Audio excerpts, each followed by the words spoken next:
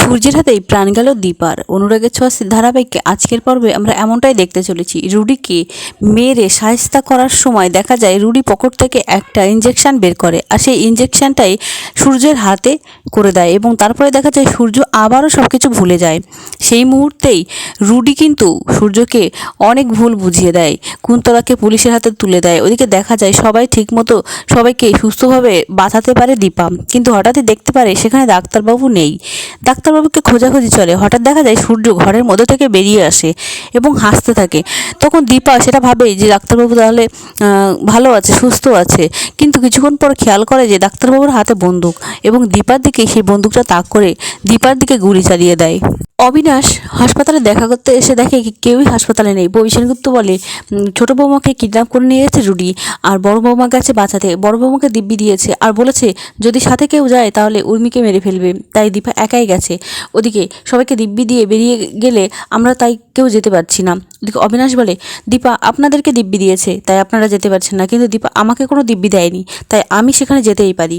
অবিনাশ দীপার খোঁজ পেয়ে সবাইকে সেই ঠিকানা দিয়ে দেয়। সোনা, রূপা, কৃষ্ণ পুরো পরিবার সেখানে চলে আসে এবং দেখা যায় সূর্যের হাতে ওরকম বন্দুক দেখে সবাই কিন্তু ভয় পায়। সোনা বোঝাতে থাকে বাবা তুমি বন্দুকটা ফেলে দাও, কিন্তু সূর্য সবকিছু ভুলে গিয়ে বলতে থাকে তুই তো আমাকে বলেছিস ওই মহিলা আমাদের সংসারটাকে ধ্বংস করছে, তোর জীবনটাকে নষ্ট করেছে, তোর হাজব্যান্ড রুডিকে মেরে ফেলেছে। তখন সোনা বুঝতে পারে না যে এইসবগুলো কে বোঝালো বাবার মাথায়, কে ঢোকালো।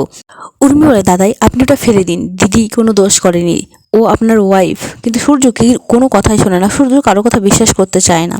তখন দেখা যায় প্রবীর সেনগুপ্ত এসেও বলে সূর্য তুই বন্দুকটা ফেলে দে, বড় বৌমাকে গুলি করিস না, কিন্তু কারোর কথা সে শোনে না। সে ভীষণ ভয়ঙ্কর হয়ে ওঠে এবং এক পর্যায়ে গুলিটা করে দেয়, আর গুলিটা গিয়ে দীপার গায়ে বেঁধে। সূর্যের গুলিতে আহত হয়ে দীপা মাটিতে লুটিয়ে পড়ে ডাক্তারবাবু বলে। তখনই দেখা যায় রূপা চিৎকার করে তার বাবাকে বলে বাবা তুমি মেরে ফেললে মাকে, তুমি মেরে ফেললে। সোনা, রূপা, কৃষ্ণ, উর্মি, দীপ সবাই দীপাকে জড়িয়ে ধরে কান্না করতে থাকে। সোনা বলতে থাকি এটা কি হয়ে গেল মা, এটা কি হয়ে গেল, বাবা মাকে মেরে ফেললো। দীপা তখনও কিন্তু বারবার একই কথা বলছে ডাক্তারবাবু ডাক্তারবাবু, কিন্তু সূর্য কিছুই বুঝতে চাইছে না। সূর্য অসুরের মতো একাই হেসে চলেছে, সেটা দেখে সহ্য করতে পারে না রূপা। কিছুক্ষণ বাদে দেখা যায় সূর্যের ওষুধের ঘোর কেটে যায়, আর তখনই রূপা কিন্তু তার সামনে এসে জিজ্ঞাসা করে তুমি মাকে মেরে ফেললে।